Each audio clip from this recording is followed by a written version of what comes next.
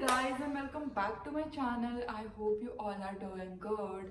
I know बहुत time बाद में वीडियो डाल रही हूँ एंड कुछ ज़्यादा ही चेंजेस कनाडा में आ रहे हैं. आई नो एंड स्टूडेंट्स जिस हिसाब से कनाडा में प्रोटेस्ट चल रहे हैं, आप लोगों को मालूम ही होगा कि 70,000 स्टूडेंट्स कनाडा में प्रोटेस्ट कर रहे हैं बिकॉज बहुत सारे जो रूल्स चेंज हो रहे हैं उस वजह से. ये भी बोल रहे हैं कि अब जो पहले लोग विजिटर वीज़ा में आते थे एंड यहाँ आके वो वर्क परमिट में कन्वर्ट करवा लेते थे, वो भी बंद हो रहा है. जो स्टूडेंट्स के वर्किंग आवर्स थे उन्होंने पहले बोला कि we intend to change it to 24 hours and they are like अब सब ये बोल रहे हैं कि इंटेंट बोला था, ऐसा अभी कोई ऑफिशियल नहीं आया है कि आप 24 आवर्स काम कर सकते हो. You can only work for 20 hours. So इतने सारे रूल्स में चेंजेस है that the life in Canada literally sucks, I would say, because क्या चल रहा है. मतलब मुझे तो इतना डर लगने लगा है जब से मैं कनाडा, मतलब मैं 1 महीने के लिए इंडिया गई थी एंड मुझे ये इन्फॉर्मेशन मिली थी कि 70,000 स्टूडेंट्स प्रोटेस्ट कर रहे हैं and I was so worried कि मुझे, अब मैं इंडिया तो चली गई, अब मुझे वापस कनाडा आने देंगे कि नहीं, या मुझे लाइक कनाडा में आ गए एंड मुझे इमिग्रेशन मिनिस्टर बोलेंगे कि आप वापस इंडिया जाओ, अभी हमें स्टूडेंट्स नहीं चाहिए. I was so concern. मैंने तो ये प्लानिंग कर ली थी मैं अपने कॉलेज से अपनी फीस वापस ले लूँ. भाई मैंने 1 साल की फीस भर दी है. तो यही सब मुझे तो बहुत स्ट्रेस हो रहा है. चलो जॉब वॉब अच्छी चल रही है बट जॉब मार्केट इतना ज़्यादा डाउन है और ये भी अभी हम लोग लाइक 3rd सेमेस्टर में है and we are so worried कि हमारा जैसे अभी मतलब ये भी चल रहा है कनाडा में कि भाई हमें वर्क परमिट देंगे कि नहीं. मेरे को लग रहा है कि भाई हमारी स्टडीज़ खत्म हुई, हमें बोलेंगे इंडिया चले जाओ, पर क्या करेंगे. जो स्टूडेंट्स लोन लेके आया, कितना ज़्यादा प्रेशर मतलब क्रिएट कर दिया यहाँ की गवर्नमेंट ने अभी स्टूडेंट्स के ऊपर. एंड जिस हिसाब से यहाँ पे एक्सपेंसेस बढ़ रहे हैं और हम लोग अभी, हमारा 4 मंथ्स का ब्रेक था, ठीक है, एंड उसमें हम लोग 40 आवर्स कर रहे थे. लिटरली मैं बताऊँ कि मेरे को बिल्कुल मन नहीं कर रहा था वापस कॉलेज जाओ. 20 घंटे हो गए. अब मुझे ये समझ आ रहा है कि 20 घंटे में इंसान अपना लाइक अभी हमें 4th सेमेस्टर की फीस भरनी है तो 20 घंटे में हम $1200 अराउंड कमाते हैं और 1200 में से $1100 तो भाई यहाँ का rent, grocery, transportation and then college के एक्सपेंसेस, जो बुक्स वगैरह लेने को बोलते हैं, फ़ोन का बिल, इसमें ही हमारे $1100 हो जाते हैं. एंड $100 अगर हम महीने का बचा रहे हैं तो हम फीस कैसे भरेंगे ये बताओ. सो जिस हिसाब से इन्फ्लेशन बढ़ रहा है मुझे नहीं लगता कि कोई भी $1200 में सर्वाइव कर सकता है. और हम लोग को तो 1 साल हो गया है तो अब तो हमारी GIC भी ख़त्म है. सो 20,000 वाले GIC वाले तो मज़े कर ही रहे हैं. 20,000 वाली GIC का आइडिया तो मुझे इतना अच्छा लगा कि अगर तुम पूरी GIC बचा लो तो उसमें से तुम्हारी फीस निकल जाएगी. बट 20 घंटे काम करके सर्वाइव करना is next to impossible. Survive कर सकते हैं बट उससे अगर आप सोच रहे हो कि हम अपना लोन भी पे ऑफ करेंगे उसी इनकम से और हमारी फीस भी भरेंगे तो ये तो होने से रहा. सो गाइज ये वीडियो में मैं इतना सब इसलिए बता रही हूँ कि मुझे एक चीज़ बतानी थी कि बहुत सारे लोगों को ये गलत फहमी है कि कनाडा में बहुत अच्छी अच्छी चीज़ें हैं, जॉब मार्केट बहुत अच्छा है, यहाँ का सब कुछ, मतलब यहाँ के पॉजिटिव साइड्स है, आपकी ग्रोथ होती है यहाँ पे. बट जिस हिसाब से ये सब चीज़ें हो रही है I think Canada is not worth it anymore for students because इतनी ज़्यादा आप पैसे लगा के आ रहे हो कनाडा एंड उसके रिटर्न में आपको देखा जाए तो कुछ नहीं मिल रहा.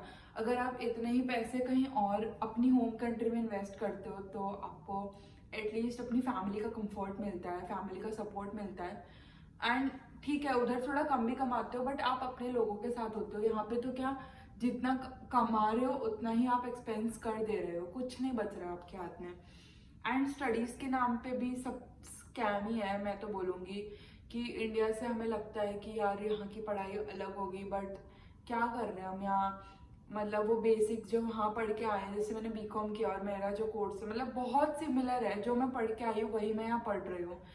एंड आई डोंट नो कि क्यों, मतलब जिस हिसाब से एक चीज़ तो गवर्नमेंट ने अच्छी की है, जो कैप लगाई है इंटरनेशनल स्टूडेंट्स पे, वो बहुत अच्छी है कि भाई मत आओ अब कनाडा सीरियसली, क्योंकि हम लोग ही इतना स्ट्रगल कर रहे हैं और इस इनटेक में भी बोला था कि बहुत लिमिटेड बच्चे आएंगे भाई, बट बहुत बच्चे आए हैं। सो आई वुड सजेस्ट प्लीज़ मत कनाडा चूज़ करो, प्लीज़ प्लीज़ प्लीज़।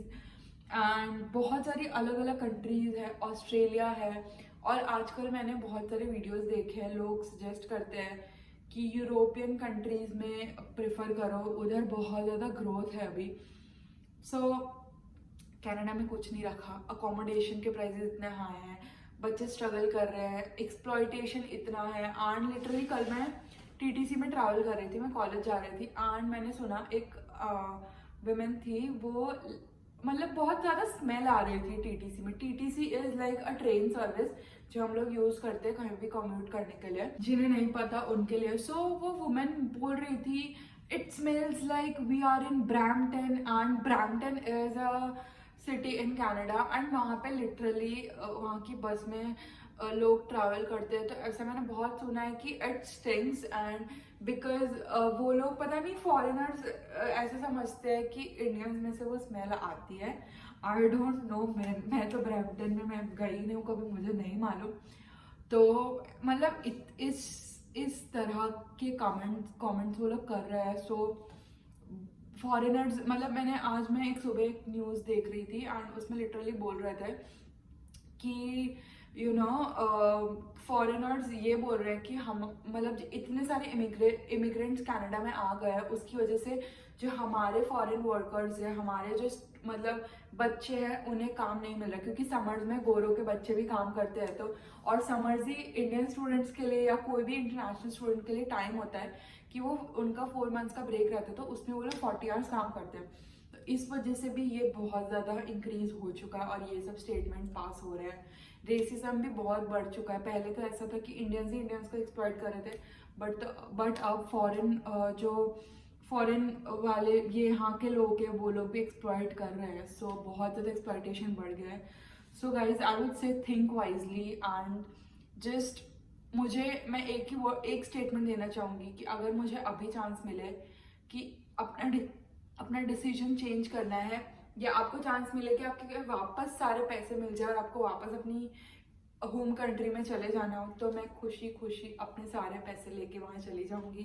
भले ही वहाँ कुछ ना कुछ तो कर ही लूँगी, बट मैं यहाँ रहना नहीं प्रेफर करूँगी। बट एक चीज़ कह देती हूँ कि ये कोई हेट वीडियो नहीं था। मैं बहुत खुश हूँ एक साइड से कि अब मेरा पर्सनल डेवलपमेंट बहुत ज़्यादा हुआ है, यहाँ पर्सनल ग्रोथ बहुत हुआ है। बट एक टाइप से जो स्ट्रगल तो हर कंट्री में है, बट यहाँ पे बहुत ज़्यादा एक्सप्लॉयटेशन हो रहा है। सो अब मैं जो नए स्टूडेंट्स आने वाले हैं उनके लिए ये वीडियो था कि प्लीज़ थिंक वाइजली। दूसरी बहुत सारी कंट्रीज़ है जहाँ बहुत सारी ग्रोथ अपॉर्चुनिटीज़ है, वो चूज़ करो, और कनाडा मत आओ प्लीज़। आई होप ये वीडियो से आपको एक मैसेज मिल गया, और ऐसे ही वीडियोस अब आते रहेंगे। Thank you so much for watching this video. Like कर देना, सब्सक्राइब कर देना, और कमेंट कर देना मेरे चैनल पे अगर कोई भी इशू हो।